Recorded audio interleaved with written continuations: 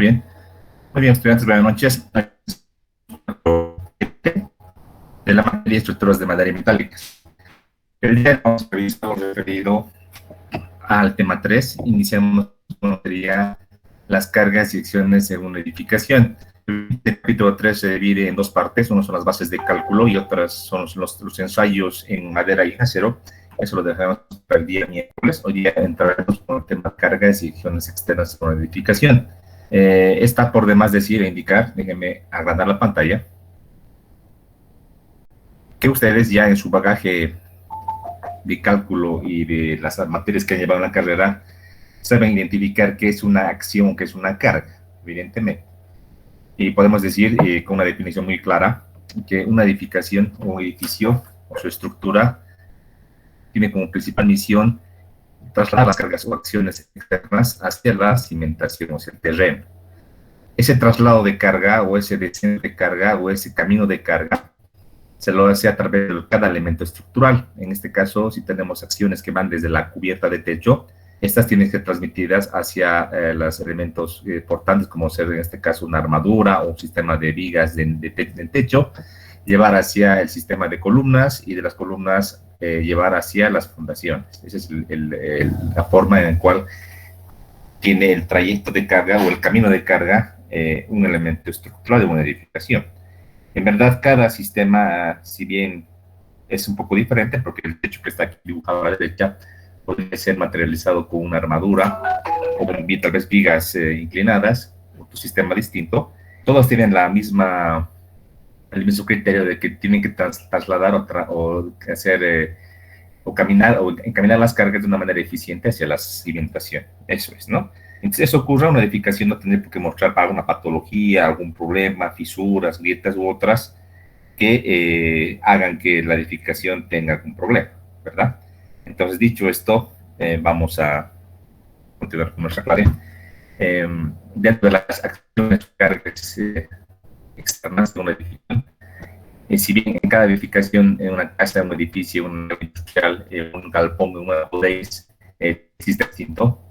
De manera general, ya sea para lo que es madera o para lo que es acero, podemos discretizar las acciones o las cargas más siguientes que voy a enunciar aquí con ustedes a continuación. Entonces, me pegaré mi hojita de cálculo y aquí voy a colocar de manera textual. Vamos a marcar acá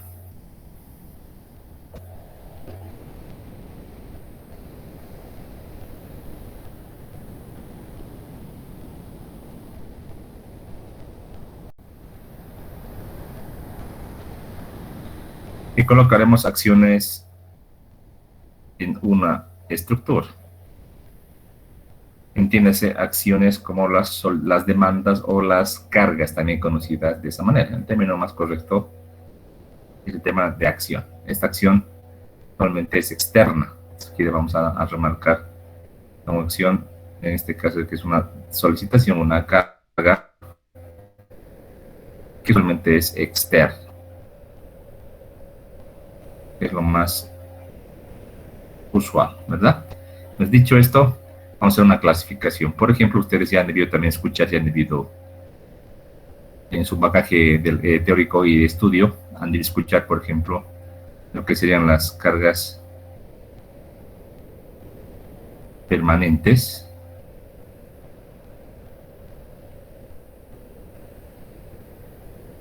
también han de escuchar lo que serían las cargas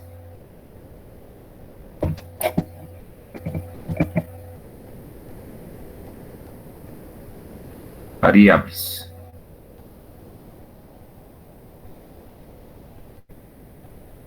Dentro de las cargas permanentes, vamos a hacer un primer análisis con ustedes. Vamos a hablar de las cargas o acciones que, por definición, tanto en su magnitud como también en su posición, en función del tiempo, ambas se mantienen constantes. Un ejemplo de carga permanente, podríamos en este caso hablar el peso propio de la estructura.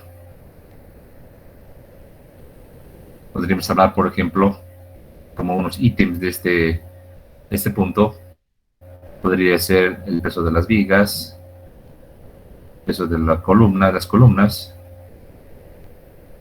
peso de las armaduras o cerchas, peso de las losas de entrepiso, etcétera, ¿verdad? Esto sería en cuanto al peso propio de la estructura. Pero también podríamos hablar de otro ítem denominado peso propio no estructural. Aquí hablamos, por ejemplo, de todos los elementos que conforman parte de la edificación, pero que no aportan a la resistencia. Podría ser, por ejemplo, los cerramientos, ya sean de ladrillo, ya sean de yeso, paneles,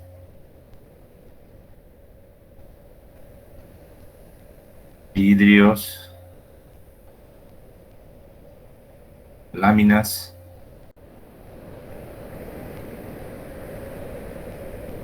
cerámicas,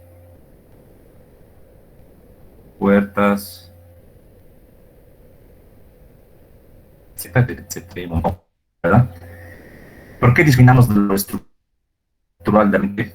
Aquí vamos a remarcar con un colorcito amarillo. Tenemos cierta diferencia en que la parte del peso propio estructural usualmente lo podemos encontrar o lo podemos tener. En este caso, se puede modelar.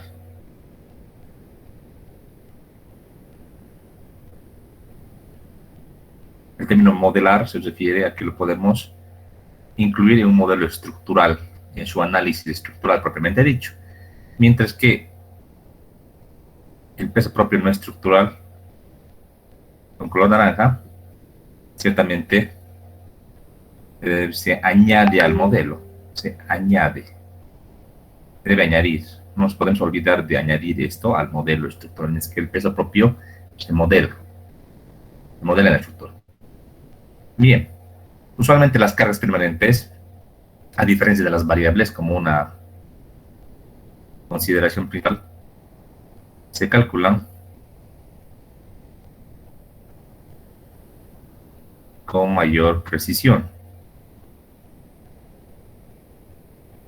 El término cálculo, algunos colegas de algunas bibliografías no les gusta hablar de cálculo porque saben que por más que sean cargas permanentes, podrían sufrir una cierta modificación que el diseñador estaría asumiendo. Entonces, otra manera adecuada de punto de cálculo, que déjenme aquí lo voy a volver a hacer porque no salió tan bien.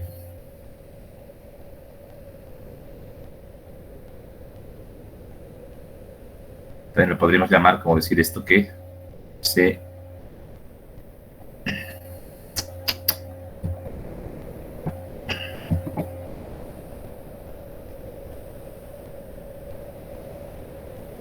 asume, se calcula, se asume, se aproxima, podría ser,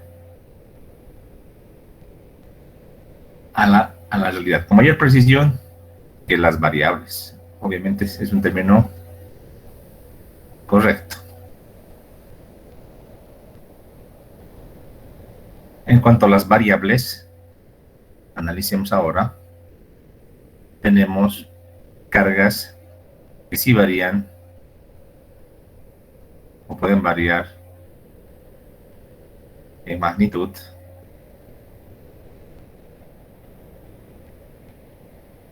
y o en posición, en función del tiempo, obviamente, en función del tiempo. ¿Qué cargas? Si hablamos, por ejemplo, de esta edificación que les mostraba, esta es una vivienda, pero lo mismo pasaría para un edificio, no hay mucha diferencia. ¿Qué cargas podrían variar en función del tiempo? Por ejemplo, dentro de la edificación, de acuerdo a su uso, la ocupación de la edificación. Podría ser que justamente en este momento tengamos una celebración, imaginémonos del Día del Estudiante. Entonces, este ambiente se va a llenar de personas, seguramente los invitados a la fiesta, y se va a sobrecargar con un valor más grande esta losa, este piso. O de por ahí estamos en la universidad y a partir de las, en este caso, a partir de las 3 de la tarde, 4, ya las oficinas de la universidad están cerradas. Entonces, prácticamente cargas debido al uso de la edificación ya no van a existir y van a haber, va a ser prácticamente cero, va a ser prácticamente nulo. Entonces, existe ciertamente una posible variación en magnitud, como también en posición de las cargas de uso, llamadas también cargas vivas.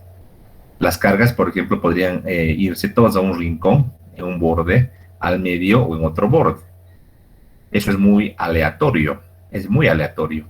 Como diseñadores, tenemos que pensar que las acciones en este caso que son variables, son aleatorias. Aquí vamos a marcar, son variables aleatorias. O sea que pueden tomar cualquier posición, por ejemplo, en una edificación. Hablamos en este caso de parámetros aleatorios.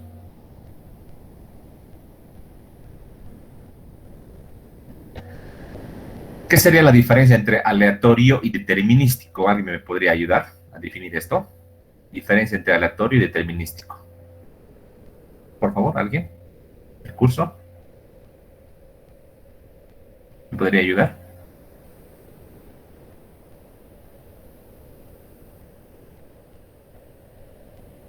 ¿Qué es aleatorio y qué es determinístico? ¿Qué pongamos?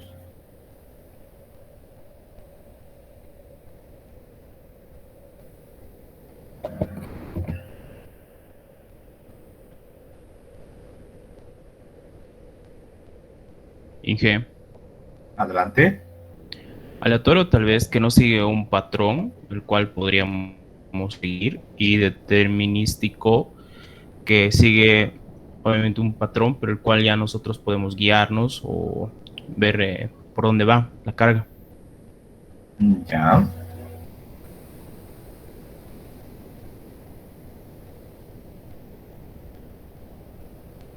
Estoy copiando lo que me ha dicho el compañero. ¿Alguien más me puede aportar, por favor? Entre aleatorio y determinado, determinístico. ¿Alguna Eh, diferencia? Aleatorio podría ser valores al azar y determinado o determinístico valores que ya están dichos, que ya existen. O sea que ya siguen un patrón, como dijo el compañero.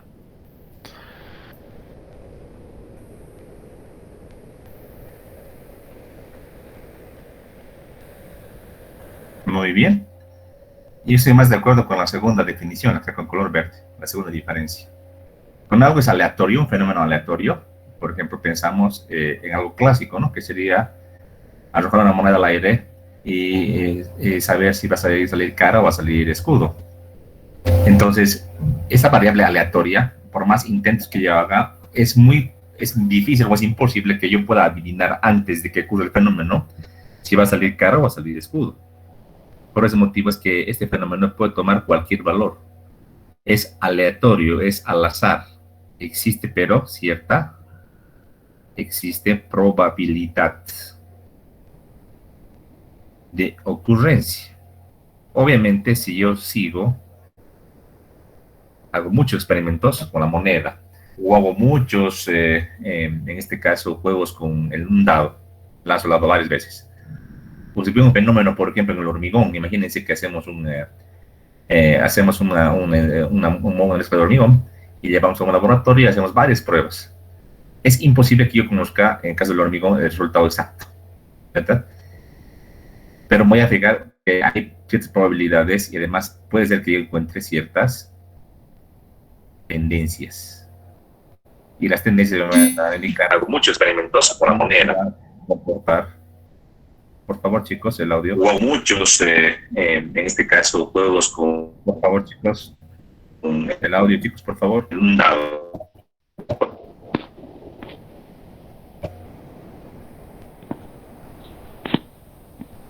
La pelota va a ser un fenómeno con un modelo de teoría. Ahí está, Gabriel. Pero voy a fijar que hay ciertas probabilidades y además puede. Ya, mismo. Entonces tengo que quitar de la reunión. Bien. Entonces, estas tendencias, yo al aplicar un poco de estadística y probabilidad, me dan cierta indicación de cómo va a ocurrir este fenómeno, pero va a ser imposible que yo lo determine.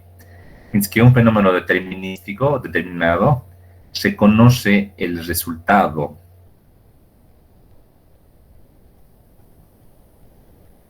O también podemos decir que se puede predecir.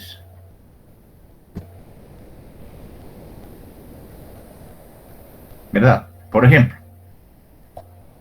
yo sé que el día de mañana, que es 21 de septiembre, es el Día del Estudiante. Eso estaba en el calendario de la universidad antes incluso de que inicie este semestre. Y ya conocíamos que el día de mañana es el Día del Estudiante. Es algún fenómeno que ya es conocido, no va a cambiar, ¿verdad?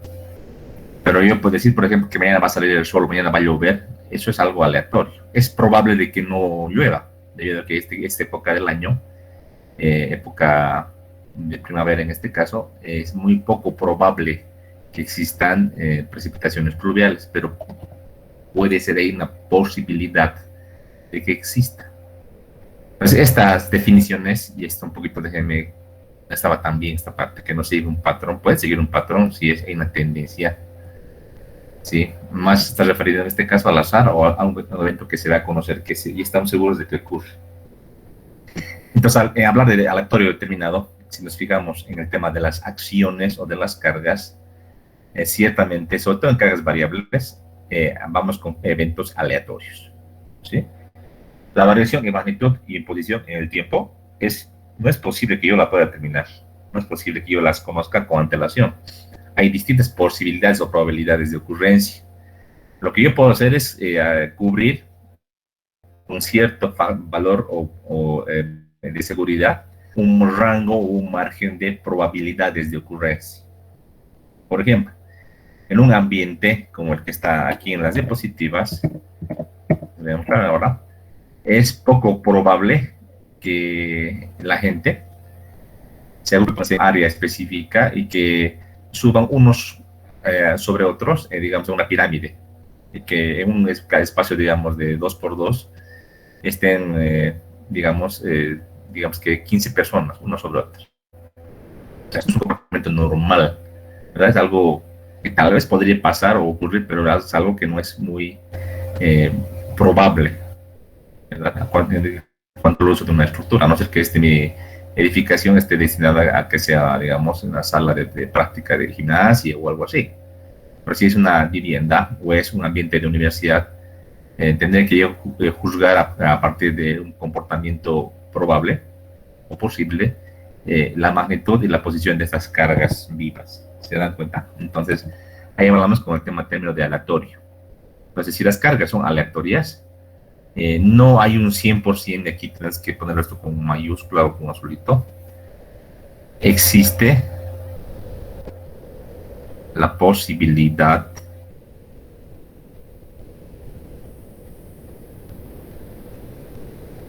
de exceso a lo que yo estoy preveyendo. Existe la posibilidad de exceso de esta carga o de sus efectos en una estructura. También podemos decir que no existe estructura 100% libre de riesgo a una falla por sobrecarga. No existe esto. No existe. Siempre existe probabilidad, aunque pequeña sea esta, de fallo. Eso tiene que quedarnos en la cabeza.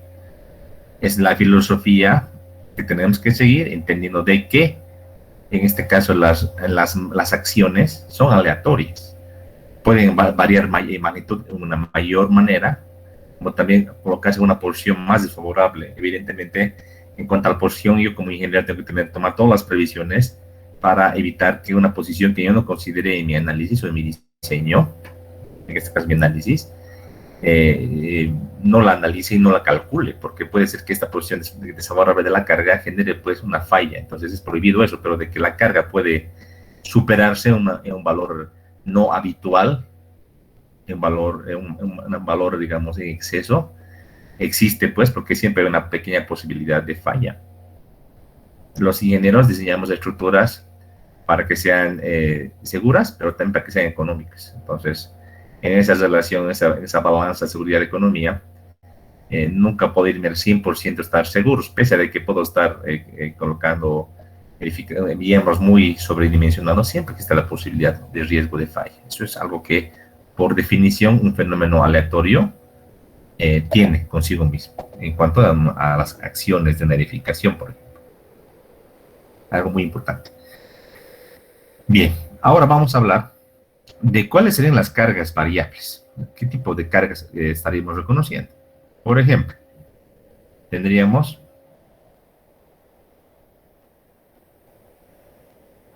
por aquí lo vamos a hacer.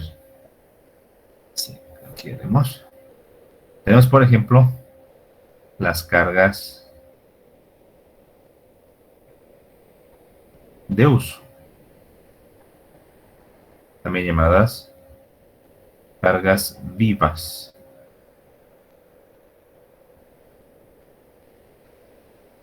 Las cargas de uso es la acción más importante que tenemos que tomar en cuenta y nunca nos tenemos que olvidar del uso de una edificación o de un elemento estructural.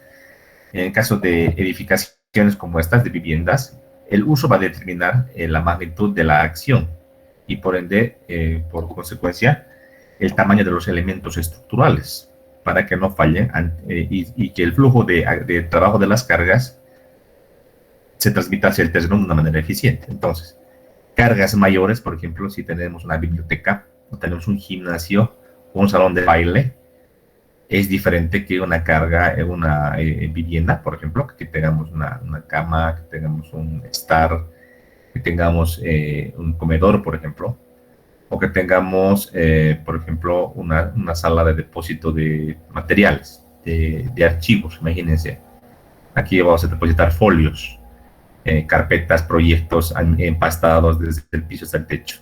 Esas sobrecargas son mucho, pero mucho más grandes que una carga regular de uso. Entonces, lo que define una carga viva es prácticamente el uso de la edificación. Aquí vamos a colocar el uso.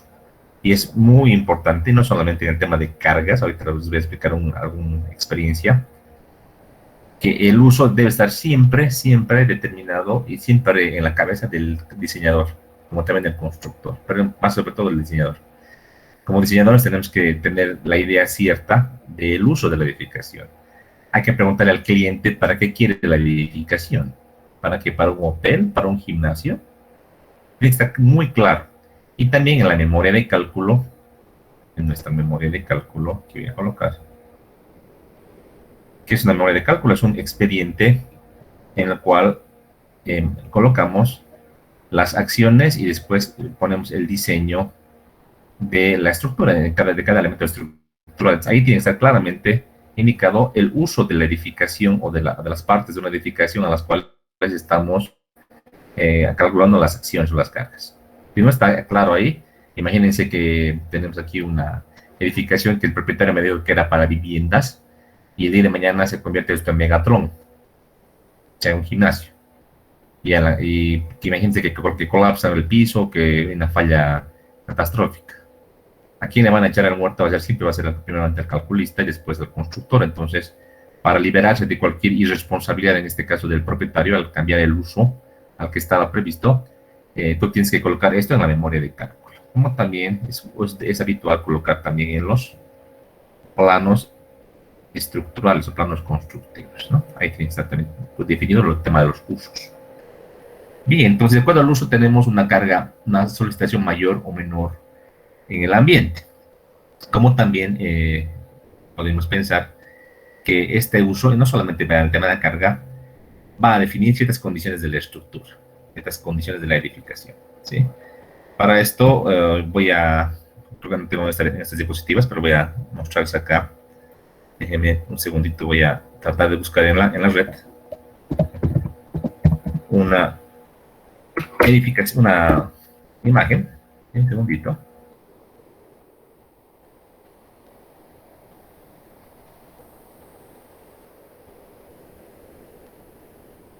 Entonces, vamos a acá mostrar.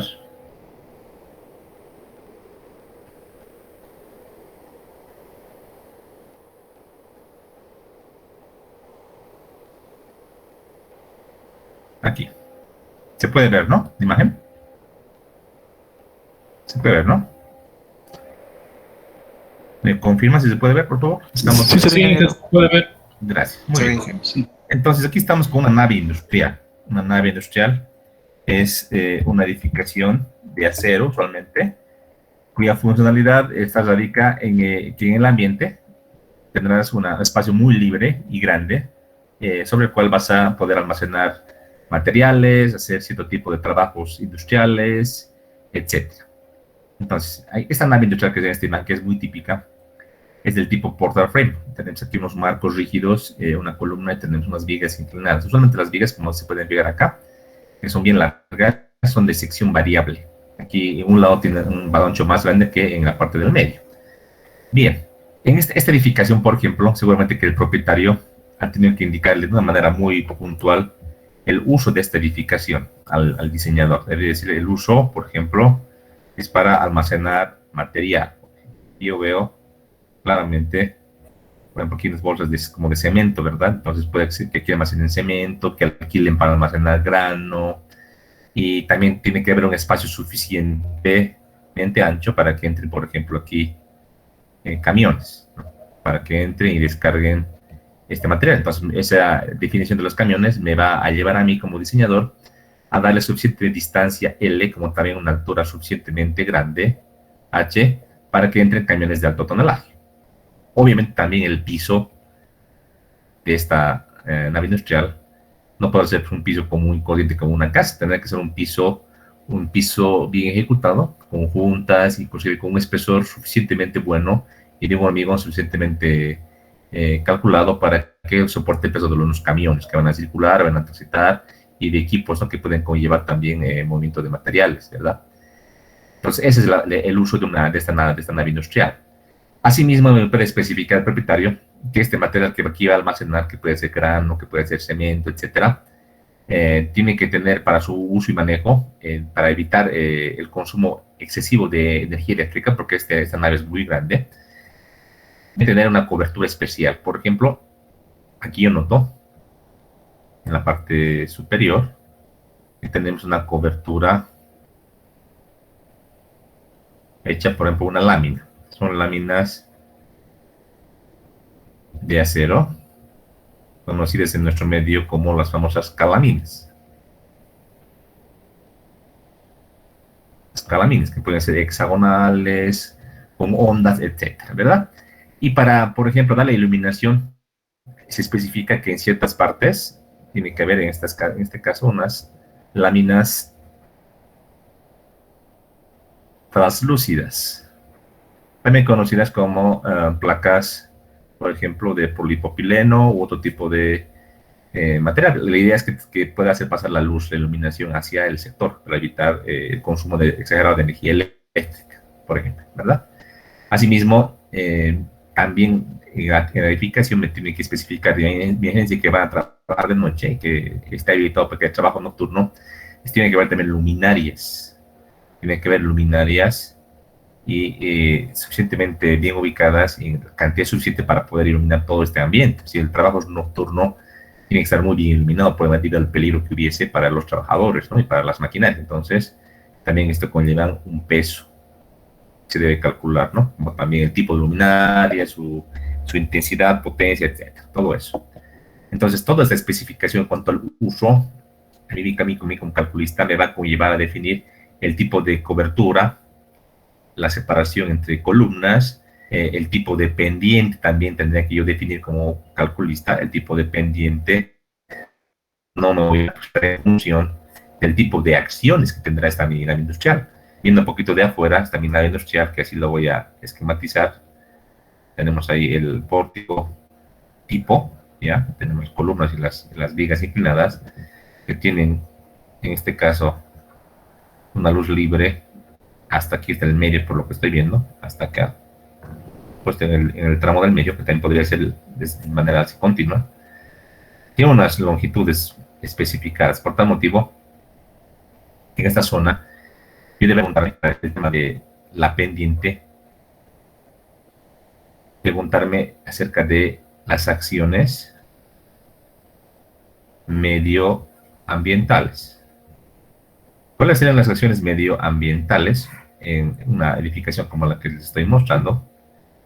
Podría ser, en este caso, que clasifiquemos, podría ser lluvia, podría ser granizo, podría ser nieve,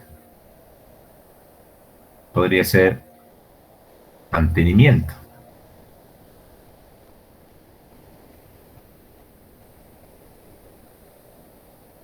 Que es lo más usual. Si algo más puede ocurrir, lo tengo que saber, lo tengo que conocer. Tal vez también el tema de la luminaria, pero en este caso las acciones medioambientales externas, las zonas que me están interesando. En zonas donde tenemos granizo o nieve, yo tendré que darle mayor pendiente. En zonas donde no tenga granizo o nieve y tenga simplemente lluvia, la pendiente puede ser menor. ¿Sí? Y me estoy olvidando de la carga más importante en este tipo de estructuras, que sería la carga de viento. También el viento es, pues, sobre todo en este tipo de edificaciones de acero, bodegas, naves industriales, en general es la acción que representa el mayor efecto en una edificación, es decir, que le va a gobernar el diseño, en una combinación de carga con otro tipo de acciones, que ahorita hablaremos de esto. Entonces, esta pendiente o este ángulo tita, si quieres, estará en función de las acciones que puedan soportar. Ustedes han debido ver hasta en internet o en su estudio, en países nórdicos, Canadá, etcétera, donde hay gas intensas, han debido ver que sus cubiertas tienen una gran pendiente para que escurra, pues, este material. Debido a que la nieve o el granizo requiere mayor pendiente para que escurra a través de las láminas este material. Ya que si no escurre, se viene acumulando y el último va a generar el colapso del techo. Entonces, para evitar esto, tiene que darse una buena pendiente al techo. En cuanto a la lluvia, no hay un tanto problema. Una pendiente mínima se puede tomar para el tema de lluvia, pero nunca puede ser cero. Y en el tema del viento, la acción es distinta. Para el tema del viento, si yo tengo un techo, por ejemplo, con bastante pendiente, como el que estoy dibujando ahora, un techo mucho más planito, mucho más horizontal, digamos, si tengo una acción de viento que viene en el sentido, es el lateral, y tengo un ángulo bastante importante, usualmente en el lado donde choca el viento, ejercerá una presión. Es que en el techos con poca pendiente tenemos una succión, o sea, un levantamiento del techo en vez de que sea una presión. Eso en el lado donde golpea el viento. Toda esta parte que estoy achurando. Esta parte se llama, por si acaso, barlovento. Y el lado posterior, porque el viento es un fluido que envuelve en este caso, esta cubierta. Al pasar en la parte del barlovento, se va hacia el otro lado. Y ahí está definido que siempre tendremos succión, sea cual sea el ángulo del techo. Será siempre succión. Entonces yo podría jugar en función del peso de la cobertura, en cuanto a los paneles o láminas, en cuanto a los elementos, en este caso vigas horizontales, son los llamados largueros o correas de techo, las luminarias que pueden haber, podría yo ver o definir qué tipo de ángulo me convendría para tener un menor efecto, porque el viento no va ni solo, el peso propio siempre va a estar ahí, siempre estará el peso de las calaminas, de las correas o largueros, de las vigas inclinadas. Entonces sí o sí, eso yo debo compatibilizar con la carga de viento. Si el viento viene, digamos, de un techo con gran pendiente, esta carga se va a sumar, en otras palabras, a la carga del peso propio de los materiales. Y al revés, si es que el techo es bastante plano, el ángulo es muy, muy pequeñito, va a querer succionar hacia arriba, entonces va a querer ir en contraposición al peso. ¿Se dan cuenta? Entonces uno tiene que ir interviniendo y tiene que ir ahí haciendo varias pruebas para determinar cuál es el ángulo theta más adecuado. También, si quieres, la pendiente más adecuada para tu edificación, ¿verdad? Obviamente también el ángulo y la pendiente está vinculada no solamente con el viento, en este caso, o la presencia de granizo, lluvia o nieve, también está vinculada con el tipo de cobertura. Una lámina común de calamina, ¿sí? O una placa Duralit, imaginemos en eso, recomienda cierto tipo de ángulos o pendientes de uso. Entonces tampoco podemos salirnos de la parte constructiva. Si bien los materiales o elementos no estructurales como las calaminas o láminas no se consideran en una modelación, en el diseño, sí o sí tiene que tomarse en cuenta el método o el tema constructivo. Por ejemplo, para que yo pueda terminar la separación entre estos largueros, entre elementos, entre estas correas o largueros, como también la separación que hay entre elemento y elemento, debo yo tomar en cuenta, entre pórtico y pórtico, perdón, debo tomar en cuenta el tipo de cobertura. Si pongo mucha separación entre las pórticos y mucha separación entre las correas, puede ser que la lámina no soporte, se doble ante una carga de viento, o ante el mantenimiento, por ejemplo, cuando suban trabajadores. Entonces, la lámina, esta calamina, tiene pues también calidades, tiene espesores, también conocidos como calibres. El más común y consciente es el número 28. El número 28 tiene un espesor milimétrico, pero también el número 26, número 24, o sea que hay números calibres más pequeños en número, pero que tienen mayor espesor y que están determinados por los fabricantes de estas planchas o calaminas para diferentes tipos de separación de correas, pendientes, como también algunos fabricantes son pero muy, digamos, técnicos, y también te lo especifican para un tipo de viento.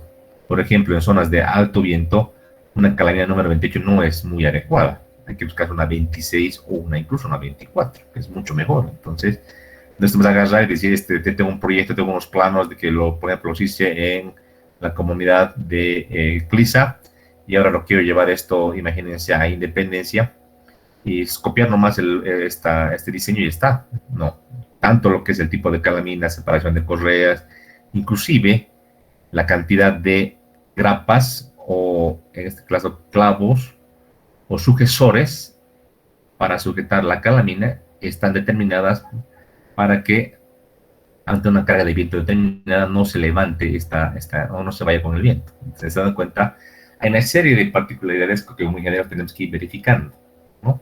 Como también basarnos en lo que dicen los fabricantes o los proveedores de estos materiales no estructurales.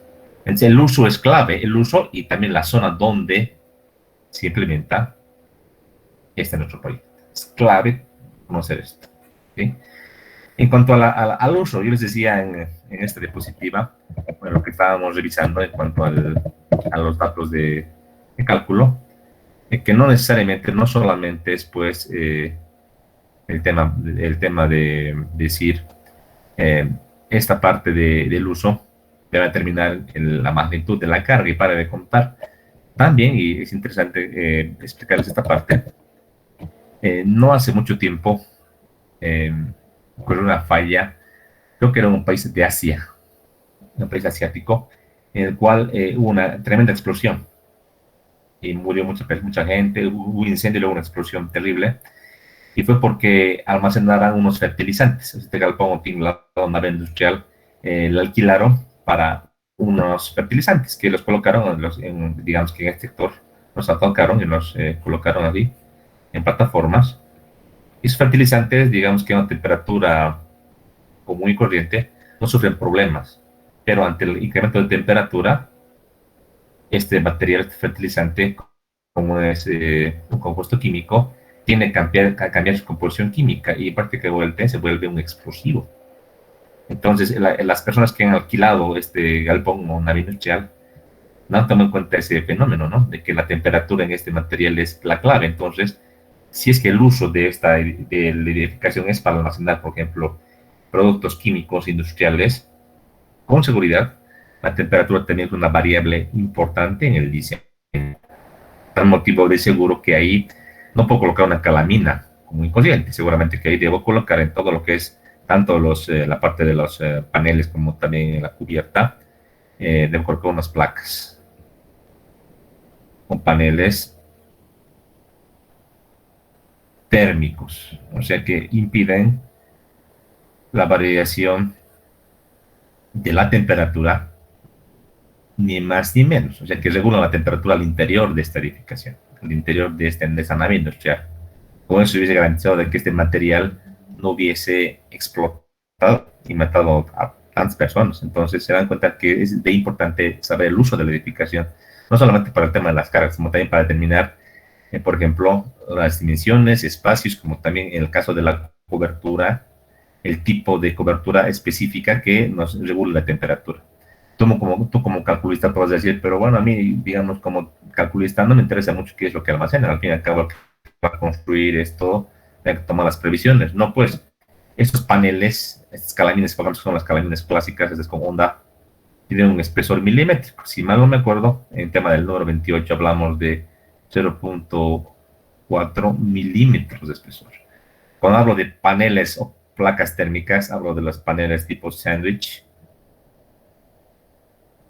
que tienen un espesor y tienen un elemento en el medio que va a regular la temperatura. Entonces es un panel doble y que el peso de este panel es mucho, pero mucho mayor al peso de una calamina corriente. Y eso va a influir en el cálculo de la cubierta, ya sea de las correas, ya sea de la inclinada, como de la columna, y por último, hacia la fundación. Entonces, dense cuenta que el uso de la edificación es sumamente importante. Debe estar muy bien concebido, muy bien averiguado, preguntado y definido para que tú como calculista hagas un buen diseño, en este caso, del espacio, como también el diseño estructural de toda esta edificación. ¿Sí? Aquí el problema es conocer datos. Aquí el tema no es asumir, no es que te da una plano arquitectónico y tú asumes, ¿no? Asumo las cargas, asumo, digamos, las calaminas, porque me ha apoyado algún proyecto. No tienes que preguntar el uso. Y todas las cosas que pueden ocurrir acá. Por ejemplo, si van a entrar camiones, averiguaré, pues, en este caso, o dimensionar los espacios para que un camión pueda entrar y pueda girar. No sé si por intermedio de estas columnas o en un mismo sentido. Se puede girar. Entonces, averiguaré el radio de curvatura, el radio de giro de un camión para poder diseñar bien el espacio que yo tenga acá, porque existe la posibilidad que si le pongo un espacio muy, muy cabalito, un camión pueda golpear a una de las columnas de la edificación y por tal motivo generar inestabilidad y posible colapso. Inclusive algunas normativas internacionales, en caso de naves industriales, prevén una carguita que más o menos quiere modelar o simular la colisión de un vehículo, de un camioncito.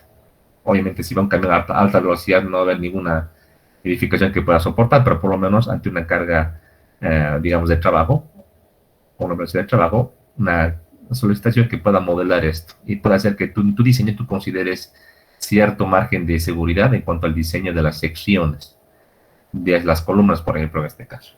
Entonces, como verás, es algo más complejo hablar de uso, no solamente es la carguita, sino son muchas definiciones que en esta nave industrial que les acabo de explicar, como también en el caso de una edificación tan sencilla como esta, una viviendita, hay que tomar muy, pero muy en cuenta para definir los criterios de diseño. Al fin y al cabo, lo que nos interesa son los criterios de análisis y posterior diseño de la edificación, ¿verdad? Eso es lo que nos interesa. Y satisfacer a lo que el cliente nos esté pidiendo, o el dueño del proyecto, ¿no?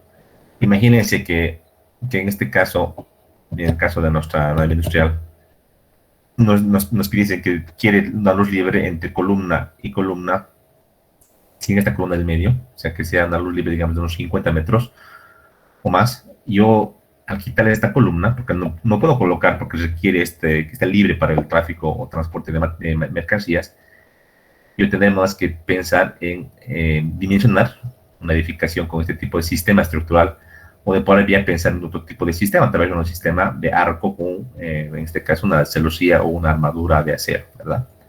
Todo con la finalidad de cumplir este requerimiento. No puedo decir al propietario, yo he aprendido solamente a hacer este tipo de edificaciones con viga y columna, y mira, si quieres 50 metros, no sale con ningún perfil, digamos, que cumple, y hay que poner nomás las columnas. No, eso no se puede hacer. Hay que buscar la manera de dar solución. Por eso somos ingenieros, ¿no? Nos ingeniamos la manera y tenemos varias ideas, varios tips, varias líneas de conocimiento que nos dan o nos indican qué tipo de sistema estructural en este caso tenemos que implementar para dar solución al uso o al pedido que nos ha dado el cliente para la edificación. Ahí está entre el arte de definir. No siempre un sistema como el que está acá va a funcionar. Que requiere luces grandes cuando habrá que pensar en searches incluso espaciales, ¿no? Entonces ahí está la importancia de la modulación estructural, ¿no? De la modulación, de modular, definir los elementos estructurales, separaciones, distancias, alturas, eso es lo importante. Bien. Vayámonos entonces otra vez a nuestra hojita de cálculo y hablábamos de las cargas. Hablábamos de las cargas de uso, las cargas vivas. Ya hemos visto que no solamente el uso es debido a las cargas, también a otro tipo de parámetros. También pensemos que puede variar en el tiempo las cargas de viento,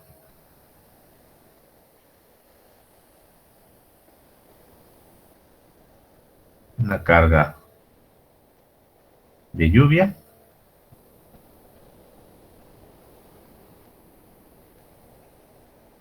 las cargas de granizo,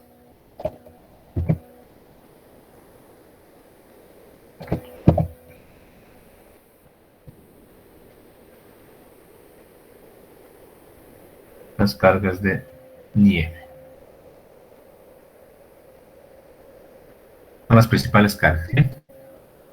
Y colocaremos la acción sísmica. La acción sísmica.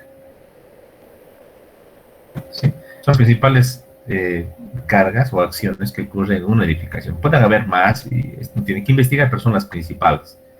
En cuanto al viento, ya conocemos, el viento es una acción que se debe a que el aire tiende a comportarse como un fluido y ante unas ráfagas, en este caso de viento, al oponerse una edificación, una estructura, un volumen, una superficie a su movimiento, le van a generar ciertas presiones o succiones en su estructura. Cargas de lluvia, rapidito definido, por ejemplo, al peso del agua cuando esto cae en un techo. Alguien podría decir, pero ingeniero, eso no tiene pues ningún peso. ¿Por qué? Si yo tengo una pendiente como la que les mostraba en esta nave industrial, pues y no hay mucho problema. Le doy una pendiente, imagínense, mínima o digamos de un ángulo de 10 grados, por ejemplo, ya tranquilamente puedo yo absorber el tema de la lluvia. Pero hay que pensar siempre con un criterio conservador. Existe la posibilidad, porque nunca vas a construir una edificación así nomás, usualmente se le coloca lo que le llamamos canaletas y bajantes, una canaleta por acá, y luego una bajante para extraer el agua hacia un sistema de alcantarillado pluvial o hacia el terreno. Existe la posibilidad de que el agua se pueda acumular debido a que la canaleta esté pues dañada o esté obstruida por material, falta de limpieza o mantenimiento. Entonces, ante este fenómeno, tanto la bajante que esté obstruida o la canaleta, el agua puede acumularse en sectores. Entonces puede hacer que la edificación, una parte de la cubierta, esté sometida a una sobrecarga debido al peso del agua. Usualmente eso es lo que se trata de modelar con la carga de lluvia. Y las normas nos dan guías acerca de este fenómeno. En cuanto a las cargas o acciones de granizo, es igual que la nieve, son en este caso la caída de agua, pero en estado sólido, o en estado, en este caso, de nieve, de copos de nieve, que usualmente van a hacer que la cubierta del último piso, o si quieres la azotea, se sobrecargue. Y tenemos que calcular una sobrecarga, digamos, que sea razonable para estas acciones, ¿sí? Una mayor pendiente, si es un techo, es una gran idea para poder absorber esto, pero igual nomás hay que tomar en cuenta ciertas posibilidades de variación en cuanto a magnitud y sobre todo en posición del granizo o de la nieve. En cuanto a la acción sísmica, es el fenómeno más complicado, más complejo. Actualmente el conocimiento científico acerca del movimiento de las placas tectónicas y acerca de los sismos no ha llegado por ningún lado a ser preciso.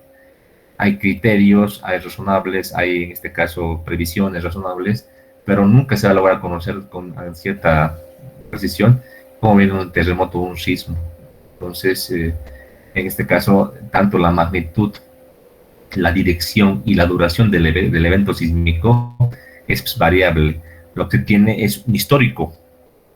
Si el país es bastante, en este caso, bien manejado en cuanto al tema de sísmico, tendrán pues un registro histórico de unos 50, 100 años de los eventos sísmicos en una zona. Entonces tendrán ya una idea de cuál es la tendencia que ocurre en la zona específica, en un lugar específico, y el posible efecto sísmico, la duración e intensidad de la acción sísmica, su frecuencia, etcétera, y cómo se puede hacer cierto tipo de previsión para el diseño, análisis y diseño estructural.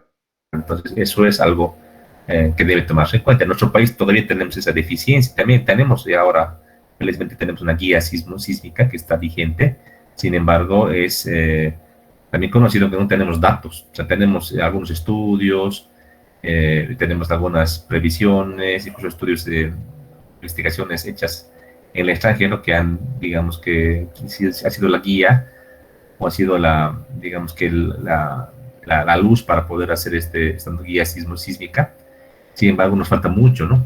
Nos falta instrumentalizar en todas las regiones del país, colocar en este caso instrumentos que nos puedan medir la acción sísmica. Cada día en Bolivia, en sectores de Bolivia, hay sismos de pequeña magnitud, por ejemplo, a mucha profundidad, pero estos eventos deben ser registrados para poder sacar esta tendencia, como decíamos, ¿no?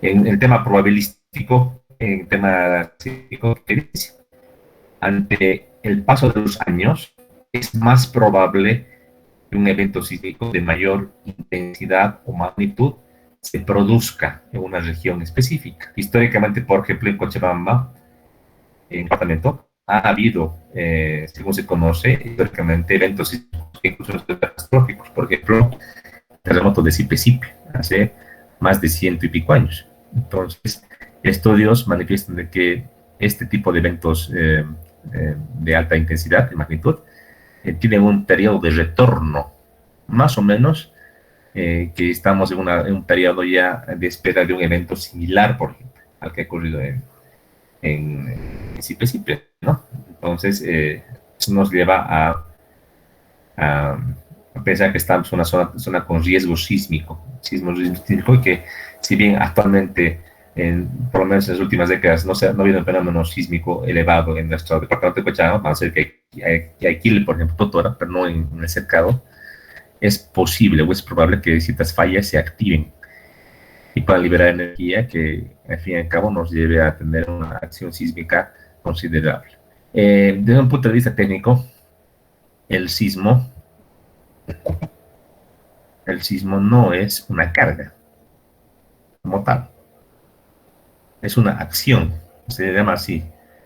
El sismo es el movimiento del terreno, del suelo, a través de unas ondas sísmicas que se producen en este caso el movimiento de las placas o fallas, que liberan energía en ese movimiento, en ese movimiento, y esa liberación de energía genera ondas, que es el que el terreno entre en movimiento. Entonces, en un edificio, por ejemplo, de hormigón armado o de acero, este fenómeno es bastante crítico porque ese movimiento del terreno le va a inducir fuerzas inerciales a la edificación, o sea que las losas de entrepiso, por ejemplo, van a empezar a oscilar, a moverse, y ese movimiento se va a convertir en fuerzas o esfuerzos a los que va a estar sometido, por ejemplo, las columnas, las vigas y este tipo de elementos estructurales. Entonces, más que carga, es una acción, es un movimiento del terreno que induce esta acción sísmica, induce este efecto en las cargas, en los esfuerzos de una edificación.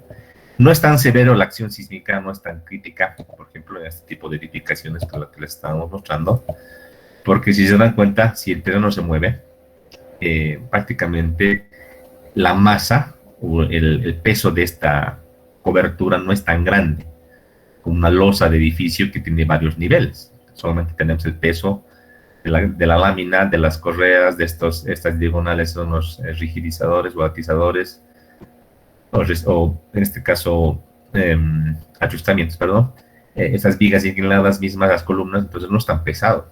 Si hay un sismo, esta edificación puede oscilar, pero su intensidad en cuanto a las cargas en las columnas o esfuerzos no van a ser tan grandes debido a que no tienen tanto peso, como si ocurre en un edificio. Edificios de mediana y altura se ven muy afectados por el fenómeno que controla el diseño de varios elementos, es el sismo, a diferencia de este tipo de edificaciones. Eso está dado muy claro y es más debido por el peso, ¿verdad? Bien, usualmente a estas acciones permanentes y variables se las va discriminando, ¿sí? Usualmente se le llama, aquí voy a colocar con color, sí, con color rojito, ahí, se les pone una codificación. Por ejemplo, a esta carga de peso propio se le llama carga de peso propio,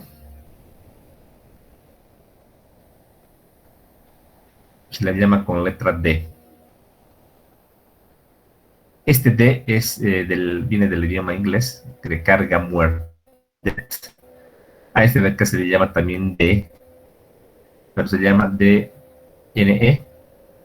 Es carga muerta no estructural, si le llamamos plano entre el español e inglés. ¿Sí? Si quieres llamar todo esto carga muerta, no hay ningún problema. ¿Sí? O también le puedes llamar en español, porque no es una regla, a lo que está arriba peso propio, lo que está aquí peso propio no estructural, también se le puede llamar así. En cuanto a las cargas vivas, se le llama acá carga viva. En inglés la letra L de carga viva, L, y también si hablamos de techo se le llama L sub R. Y carga de uso, carga viva en la parte de los entrepisos, L. Si es en una cubierta o cobertura o en el techo o la azotea de una edificación, se llama LR. Se le pone un subíndice R porque R en inglés es roof, que quiere decir techo. Tenemos las cargas de viento, que se le puede llamar en este caso directamente la letra B chica en español, pero en inglés se llama la letra W, porque viento es W, wind en inglés. Cargas de lluvia, la letra R, en español la letra L. Cargas de granizo, directamente en español la carga, la letra G de granizo. La nieve, la letra S, y la acción sísmica, la letra E. En el idioma inglés voy a encerrar voy a pintar con color amarillo, que es el que más vamos a utilizar.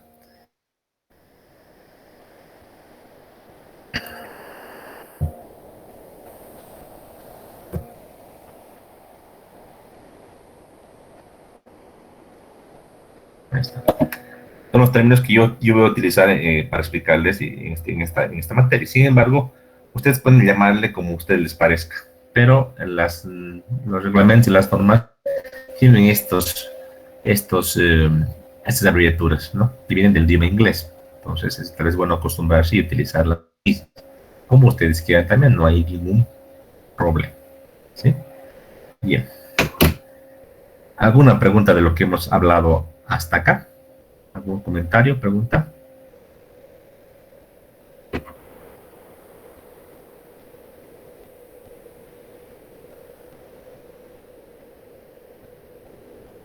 Ingeniero, Sí. ¿y a cuáles correspondería la SuperDET? Porque en SAP creo que también tiene una forma que es la SuperDET. Ya, te voy a explicar enseguida. Su compañero está hablando de un programa estructural, ¿no? Que sería en este caso el programa SAP 2000, ¿verdad? Ya.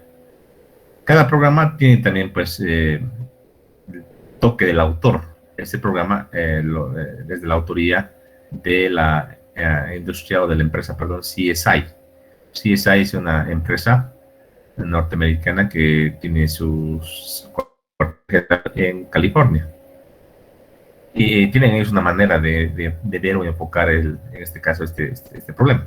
Su compañero habla y dice, aquí lo voy a colocar con color negrito, dice SuperDET, ¿verdad? Así, ¿no? Esto quiere decir sobre carga muerta. Se refiere al peso propio no estructural. Se refiere a esto. Se refiere a todo lo que tú no puedes modelar. En un modelo computacional es poco factible que tú puedas incluir en el modelo matemático el muro de ladrillo, el marco de las ventanas, el piso cerámico, etc. De que se podría, se puede, pero no es conveniente ni necesario debido a que no son elementos estructurales, son elementos no estructurales. Entonces, solo eso no coadyuvan a la rigidez del sistema. Si los muros, por ejemplo, en Bolivia construimos de una manera, en Bolivia construimos unos muros, hacemos, si es hormigón armado, por ejemplo, hacemos las columnas, en las vigas, la losa, y después, una vez que tenemos consolidado este sistema de aporticado, se construyen los ladrillos, ¿verdad? El sistema no aporta ninguna rigidez al sistema.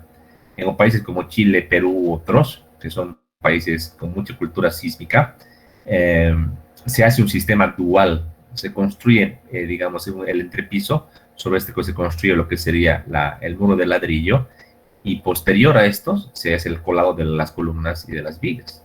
Además que se deja entre ciertas hileras de ladrillos unos nervios tensores que tienen una armadura que entra hacia las armaduras de espera de las columnas. O sea, se hace un amarre, se llama sistema dual, sistema de confinada, se llama. El sistema sí, en este caso, los pórticos. Ese sistema sí tiene que modelarse. Esas muros tienen que modelarse como un elemento estructural. Pero como hacemos en Bolivia, un sistema aporticado clásico, en el cual los muros son de muros de ladrillo importantes, no aportan rigidez, por tal motivo le pones el peso, le pones la sobrecarga muerta. Se refiere a eso en cuanto a tu pregunta. Muchas gracias, Inge. Muy bien. Bien, entonces, de manera general hemos hablado, ahora el tema es verlo en detalle. ¿Cuál es el pequeño gran problema? Que a detalle, bueno, carga muerta no es muy complicado, carga viva tampoco es tan complicado de ver. Ya desde lo que es viento y demás, si bien se lo puede ver, el tema es el tiempo. O sea, para poder ver bien a detalle todas las cargas o acciones, requerimos por lo menos un semestre, yo diría, ¿no? Ahora, en la carrera, se supone que ustedes ya han visto materias del área estructural. Ustedes deberían ya haber visto todas las cargas, a excepción de la acción sísmica. Y la acción sísmica se ve en la materia de ingeniería antisísmica, aunque el término antisísmico, como les digo, cada clase no comparto. Es sismo resistente, pero la materia se llama antisísmica, ¿no? Te das cuenta de por qué está mal antisísmico, ¿no? Justo por esto. Fenómenos probabilísticos. Antisísmico no existe. No hay antisismo. Siempre hay posibilidad de falla. La filosofía sismo resistente dice que se admite daño, pero no colapso. ¿Bien? Entonces, por ese motivo, no hay antisísmico. Es sismo resistente, pero bueno, es un criterio que es un poco antiguo, pero es la tradición en la carrera, no el nombre de la materia. Pero se ve una materia específica por separado, antisísmica. Y el diseño estructural, obviamente. Entonces, como llevar el resto de las acciones, de las cargas, tiene un tiempito bastante importante. Entonces, trataremos de ir haciendo algún proyectito con ustedes para irles guiando y para que ustedes vayan haciendo. ¿Ya? No se preocupen, no les voy a dejar solos y además cuando te tengan me van a ir preguntando. En el tema de las acciones o cargas, antiguamente era pues algo muy discrecional. Eso quiere decir que cada digamos que yo, para mí, por ejemplo, la carga de uso, imaginemos en un techo, aquí en el techo, o sea, carga viva de techo, LR, cuando colocaban las citas, como también aquí un tiempo del mantenimiento, limpieza, etcétera, yo podía hacer algo de filosofía, o sea, podía filosofar, decir, bueno, puede ser que aquí una persona o un grupo de personas suban al techo, pueden ser dos, más o menos por la pendiente, y estimar, ¿no? Una carguita y decir, mira, el techo tengo yo, según a mi juicio, 20 kilos por metro cuadrado. Y no va a pasar en todo el techo, porque semejante techo de 100 por 50 no es pues lógico que se suban tantas personas. Entonces, será en sectores puntuales. digamos que en esta parte, es un criterio. No está incorrecto, pero es un criterio muy subjetivo.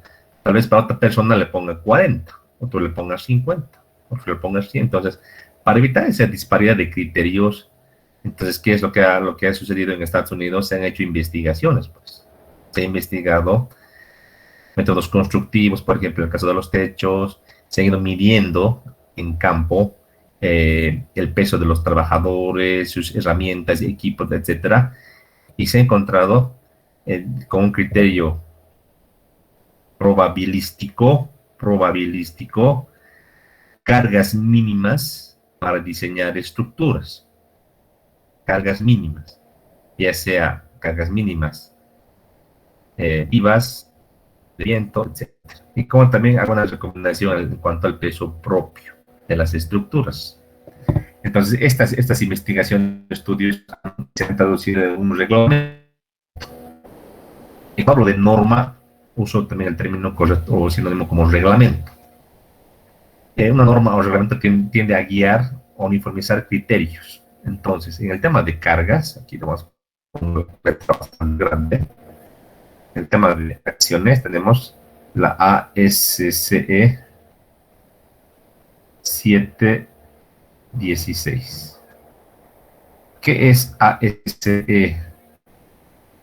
Se llama ASCE es como decir Asociación Estadounidense de Ingenieros Civiles. Eso quiere decir ingenieros civiles, la ASCE. El número 7 es una publicación. El 7 se refiere netamente a las cargas. El número 7, ahí también hay otro número, ¿no? Y el 16 se refiere al año. Si se dan cuenta, muy parecido a la norma de acero. Muy parecido, ¿no? Que era ASC 360-16, ¿se acuerdan? ASC es referido a la Asociación Norteamericana del Acero y del Acero Estructural. El 360, el número del código referido a edificios de acero. Y el 16, el año. Aquí lo mismo, muy similar. ASC es la Asociación de Ingenieros Civiles de Estados Unidos. Entonces, esta asociación ha invertido recursos económicos y las universidades han hecho investigaciones muy delante de mucho tiempo y se ha encontrado una guía donde nos dan cargas de diseño. Les voy a mostrar, ¿ya? Rápidamente. Entonces, rápidamente, esta parte la vamos a saltar porque esto ya, digamos que está más bien especificadito. Quiero entrar a nuestra normita. Aquí está. Este manualcito les voy a facilitar en digital, ¿sí? Quiero que entiendan bien el título. Los que no leen mucho inglés, no hay ningún problema, pero tienen que ir adecuando. Yo les digo, el inglés es, digamos que el lenguaje universal en el tema de literatura científica y literatura técnica del área de ingeniería civil. Es lo que más tenemos. Y aquí dice el título, fíjense. Es un estándar ASC, aquí está ASC 716. El 6 referido esto si mal no me acuerdo, a los ingenieros estructuristas de Estados Unidos. Y dice lo siguiente: minimum design loads and associated criteria for buildings and other structures. Dice cargas mínimas de diseño y criterios asociados para edificaciones y otras estructuras. Cuando te titulan de esta manera la norma o este reglamentito, tienes que saber entender lo que te dice. Te dice mínimo, carga mínima. O sea, si tú tomas una carga mayor, no hay ningún problema. Estás siendo conservador. Pero lo que te dice es que no puedes tomar menos que lo que está aquí especificado. Se te está aclarando. ¿Se dan cuenta? 1. 2. Criterios asociados. O sea, que no solamente son las cargas, valores numéricos, sino que cómo se implementan las cargas, cómo se reducen las cargas, cómo se calcula la acción, cómo se disponen las cargas, cómo se compran las cargas. Aquí te dice criterios asociados. Armado de acero, nave, etc. ¿No? Y alguna que otra también estructura. Por ejemplo, torres de alta tensión, puentes, eso entra ya a otro tipo de reglamento.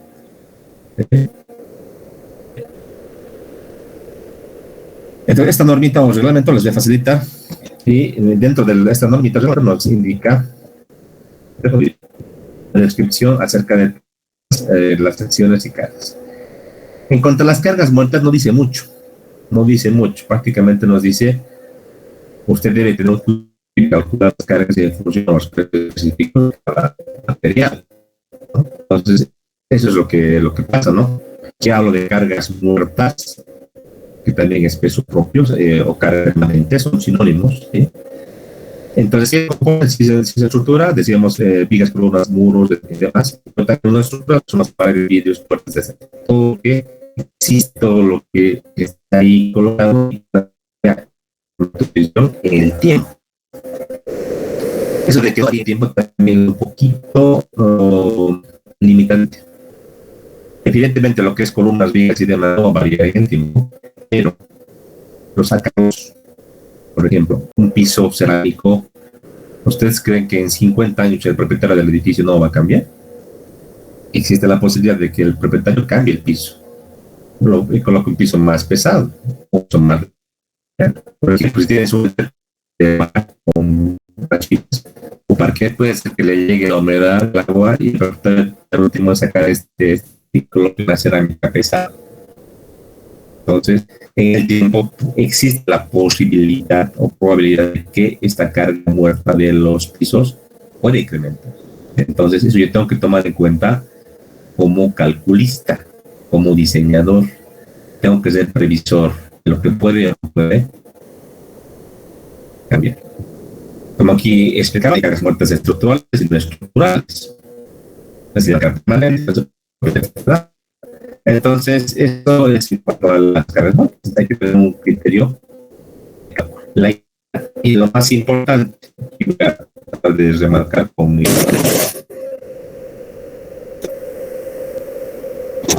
Yo podría como cierto errorcito, tal vez. Por ejemplo, en un trepiso, yo voy a poner un piso común y corriente de hormigón.